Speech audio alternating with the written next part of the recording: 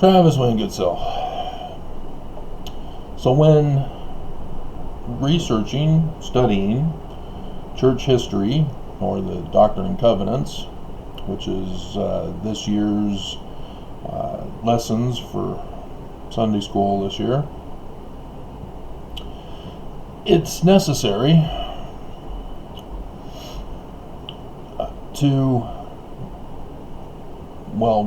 the church wants you to only research with church-approved curriculum. So only the manuals they provide and publish. This is censorship. The church is not a government agency. They aren't supposed to be involved in national security, or are they?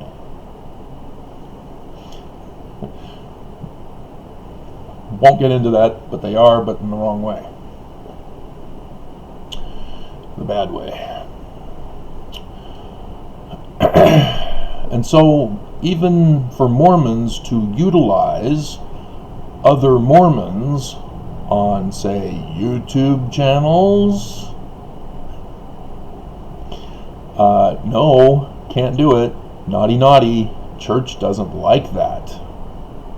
Church does not like Mormons gathering together and into groups and discussing Scripture. That's been a policy commandment way back into my youth.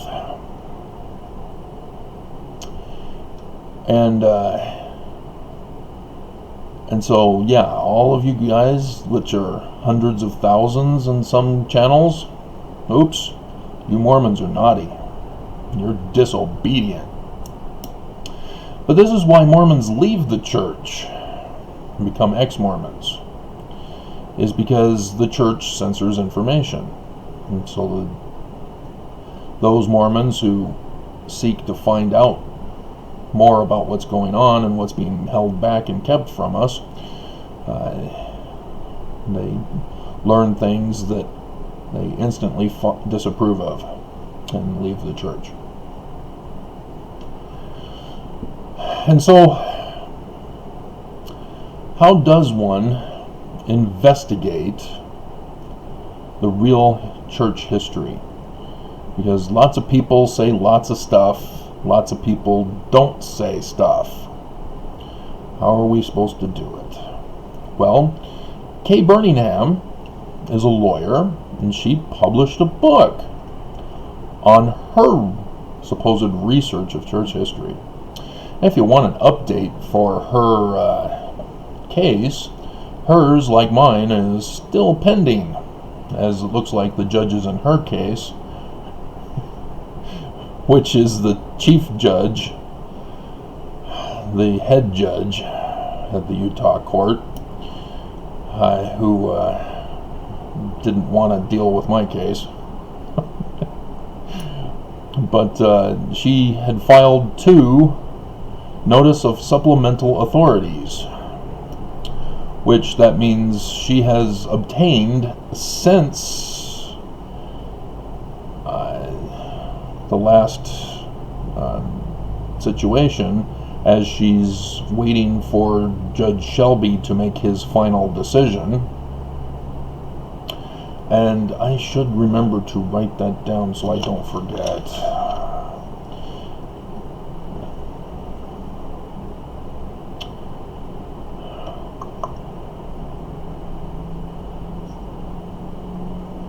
But yeah, this is supplemental authority.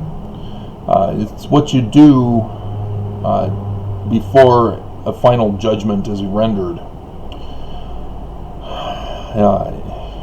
because there's additional information. I've been doing it through submission of briefs. This may be the more appropriate way, as I'm learning here from Kay Birmingham. Well, this is interesting. This supplemental authority is by Laura A. Gaddy. That's interesting. She must have come up with additional evidence in the case. Cool.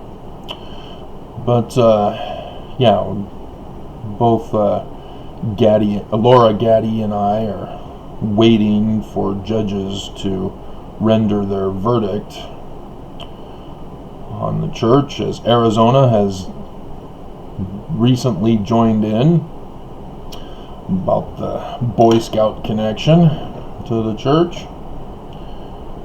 But yeah, Rule 9 225. Okay. But her book, and thus her claims to church history that she put in her case, are different than what I have investigated and discovered and put in my lawsuit, in my case. And so we're going to go over how to properly investigate church history.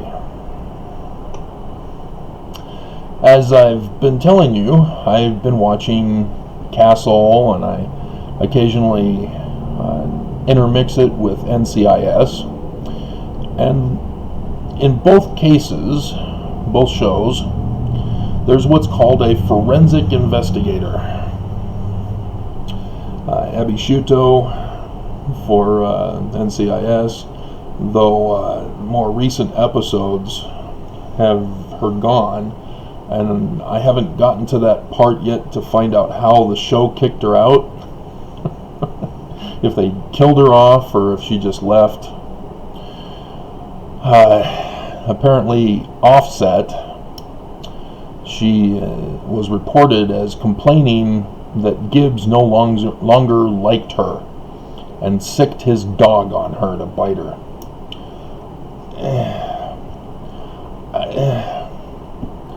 I see no evidence from the shows. Now, yes, he's acting, but I'm getting up to, I'm in season 10 right now for NCIS. In Castle, Castle's an author, but he has to do research in order to write his books that involve criminal murder and other such stuff. And even though church history, well, it does actually. Joseph and Hiram were murdered. So there is a murder investigation involved in church history as well. And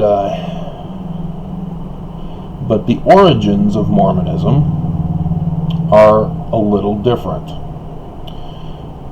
And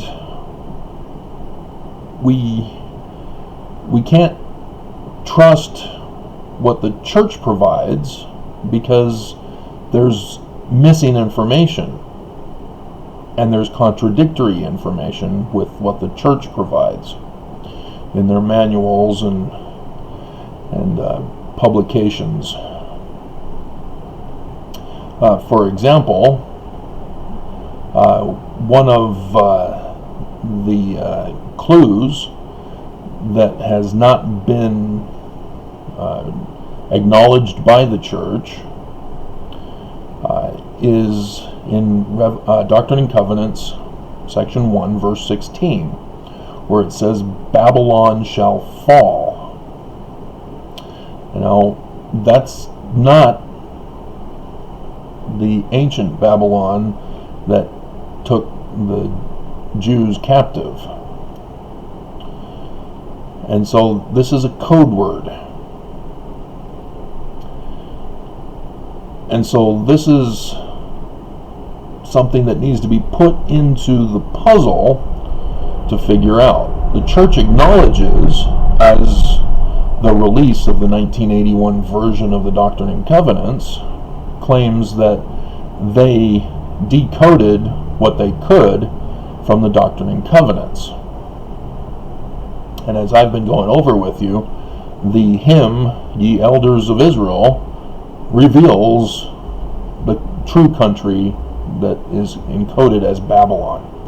It's America. O Babylon, we bid thee farewell. We're going to the mountains of Ephraim to dwell.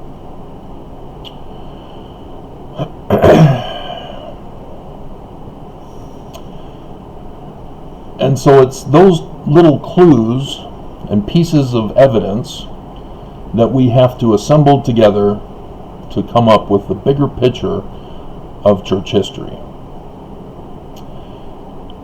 And Mormons can't argue and complain, though they do, about people finding out evidence that the church has held back and kept secret. For example,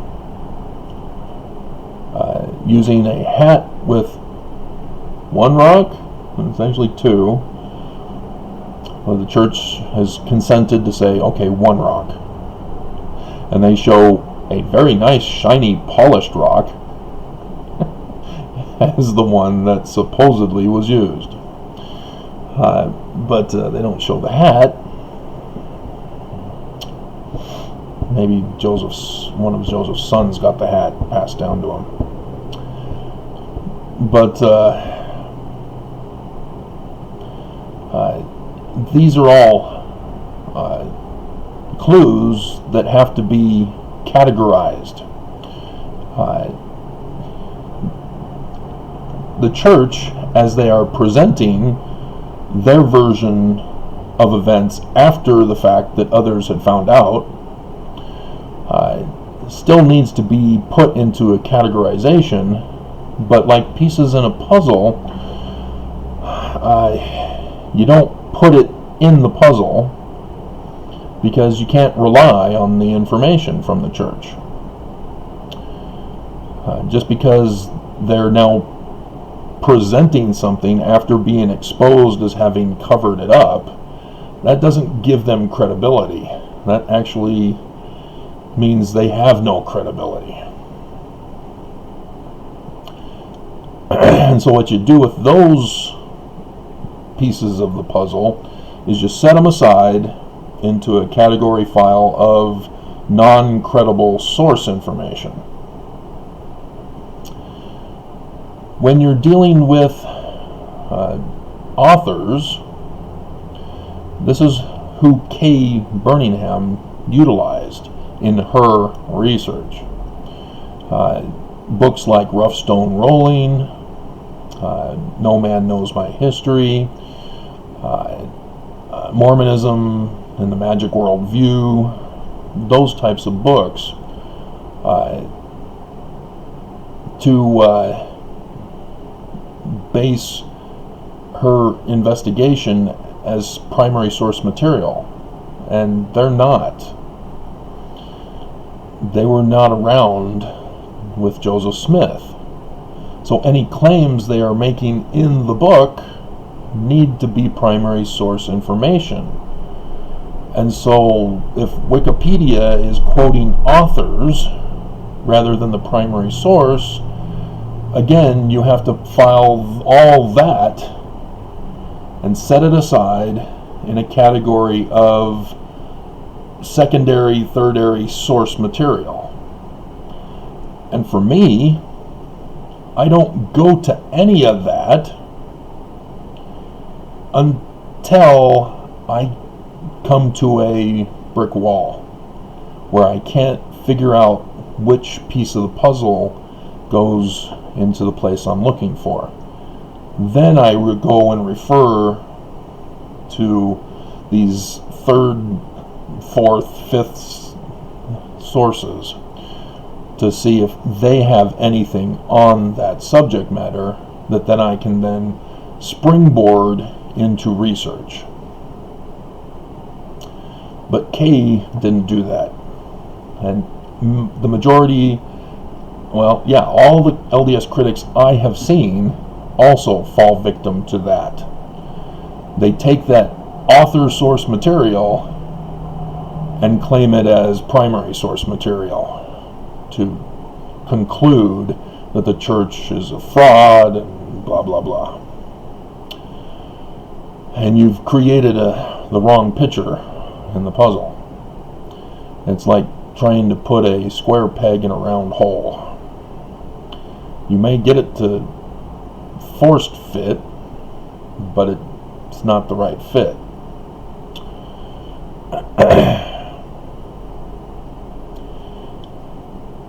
And so the process in which I used, which upsets Mormons, and it shouldn't. Nobody should be afraid of the evidence. Not ex-Mormons, not Mormons. The church fears it because they know the end result regardless of what the evidence shows, because they don't know all the evidence. All they know is that they're not the true church. And so they don't like it when people do investigate. But they don't mind if people use these author sources now, because they've realized that they're going down the wrong path, creating the wrong picture. So they don't mind. It's guys like me they fear. See, Laura Gaddy, no death threats to her. Church is leaving her alone. Me, however,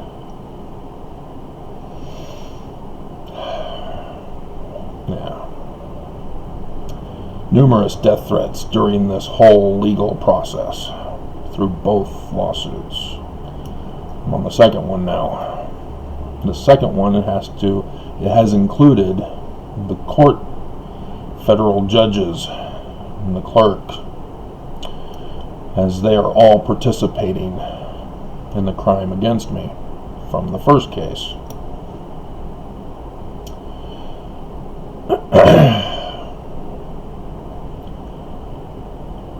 And so I've informed you that Canandaigua, New York is the keystone of church history. How many of you have actually pursued it?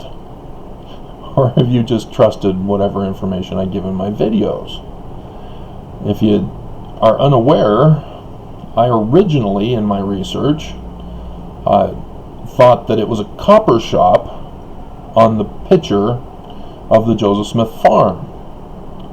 I must have thought it was a typing error, or didn't recognize that it was misspelled as Cooper Smith's shop.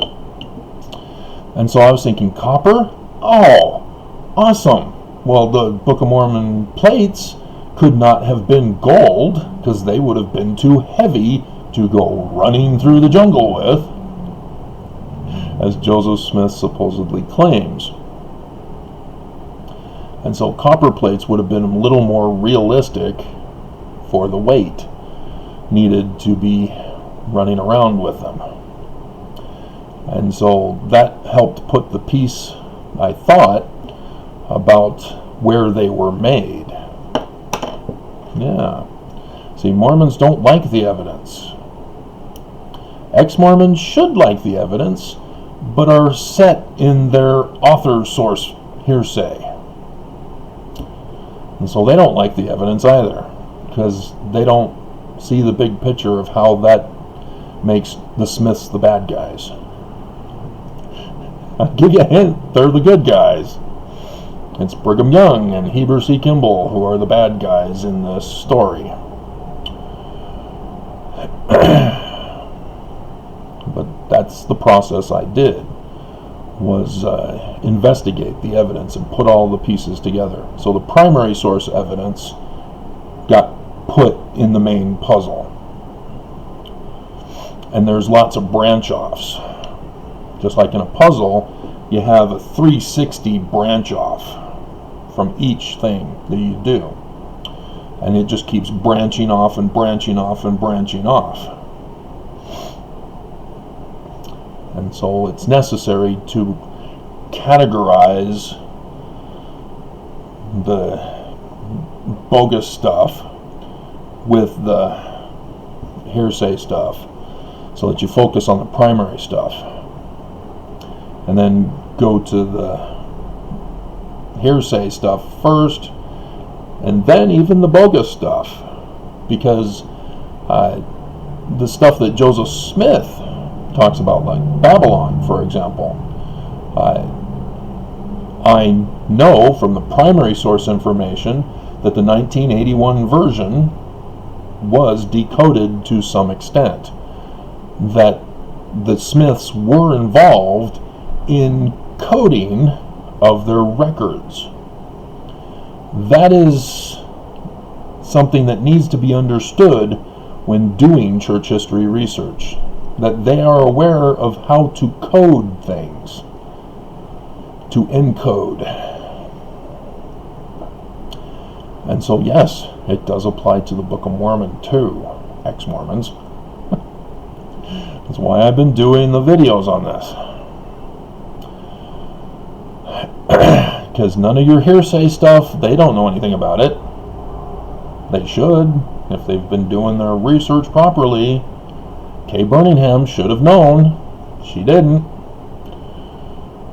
And so I walked right into it, because nobody else did what was blatantly obvious.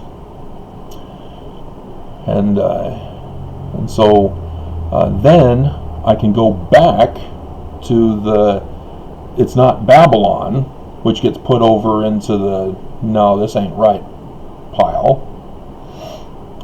and take a look at the bigger picture again to realize, oh, it's not Babylon, it's America. So now I've decoded it, and I can now place it as a primary source. See how that works? And so Canandaigua, New York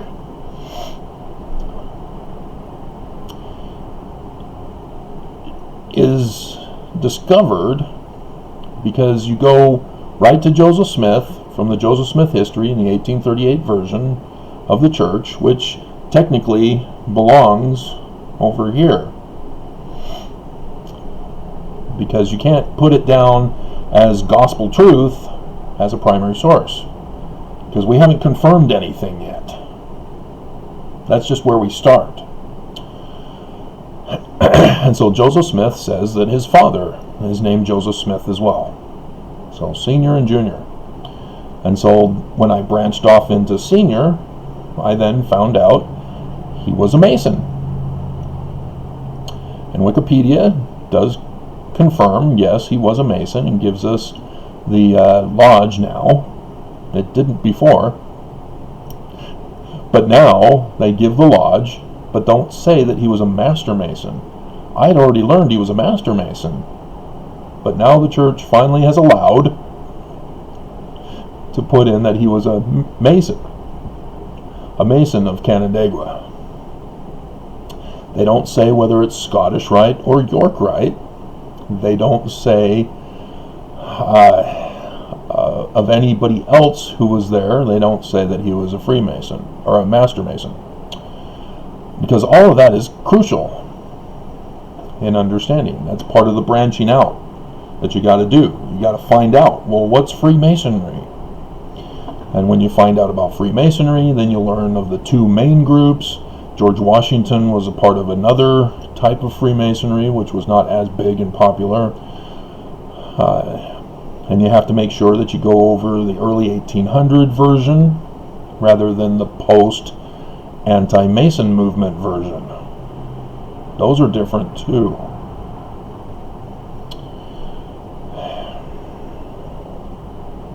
And so what you then find out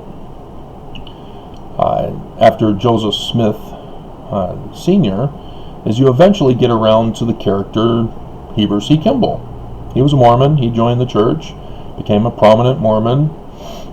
And so when you get to him and you go over his information, there's the part on Masonry. It was in his journal book, but the journal is not being released to us. There are secondary sources who reported on it. And Wikipedia has one version of it.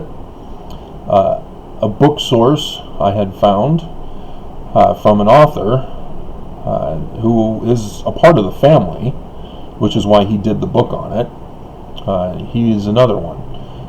And so he's reliable because he's a family member, but he's also biased because he's a family member. But the information he provides is different than what Wikipedia provides. So both of those informations are necessary to figure out what is the correct information. But you realize he says in both accounts that he had gone to Canandaigua to apply for a 7th rank in the York Riots.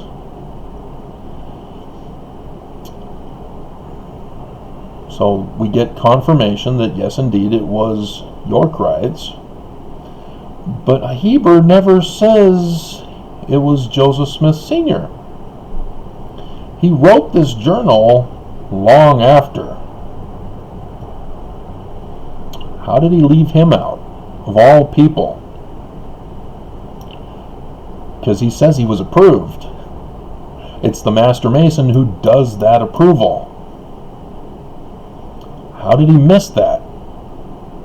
Wouldn't have that been helpful to ensure Mormons that the church is true through Brigham Young? Wouldn't it? Nope. Like I said, they're the villains in the story. They're the guys who did it. They're the ones who, right before they confess, 5 minutes before the end of the show, say, "Why would I do such a thing?" If you saw the other video I did this morning.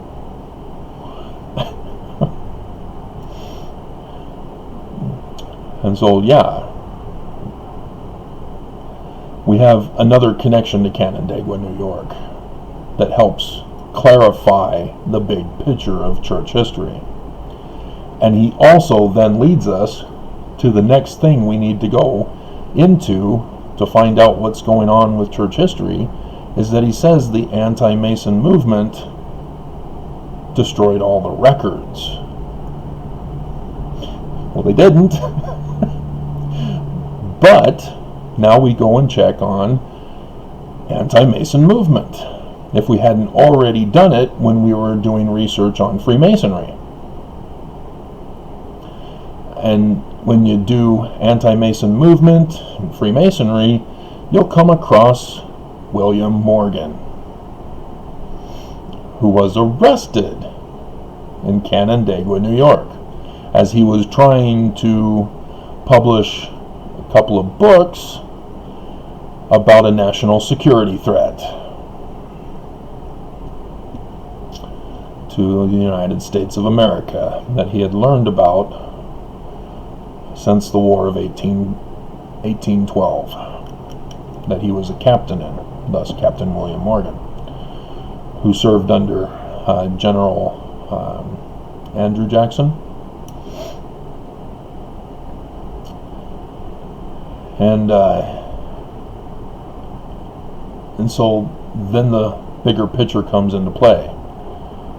You now understand why the Book of Mormon emerged after that incident. You now understand why Martin Harris, who was on the anti-Mason committee in Palmyra, decided to destroy the first 116 pages of the Book of Mormon. And why Section 3, the Lord, is upset with Joseph Jr.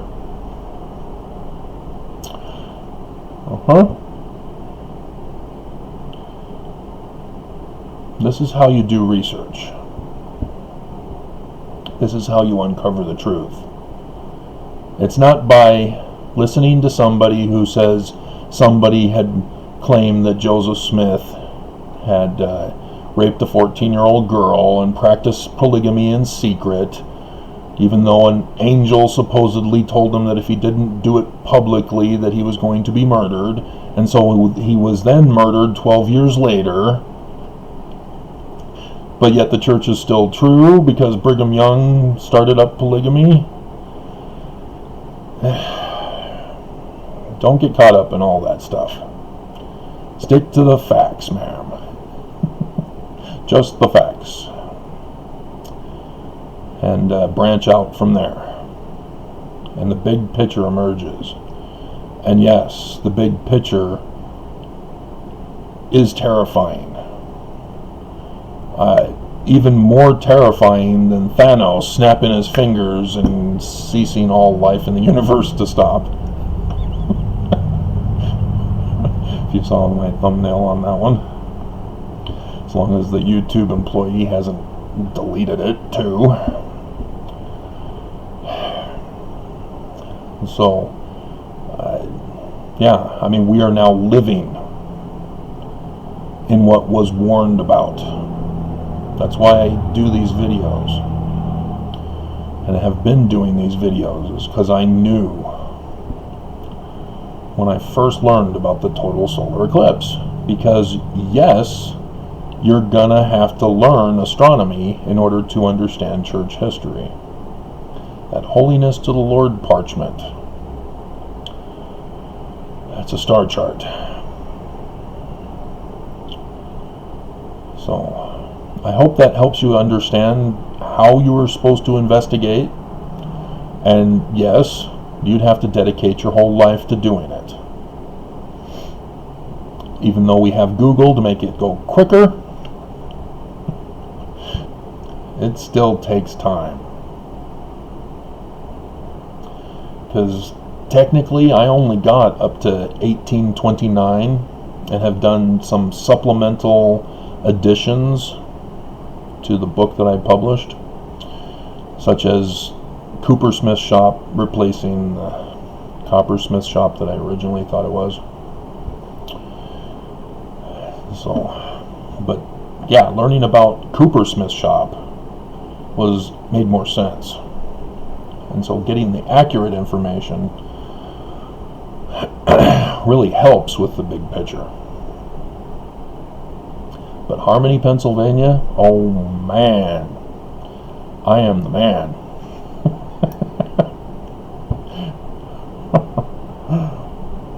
So yes, I have made discoveries in LDS Church history that nobody else has.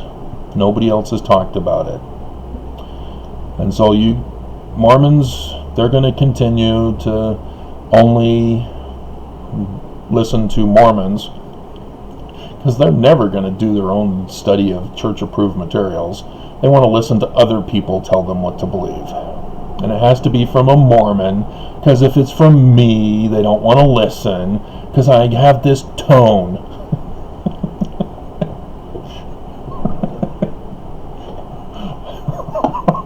And ex-Mormons, well, I'm not popular.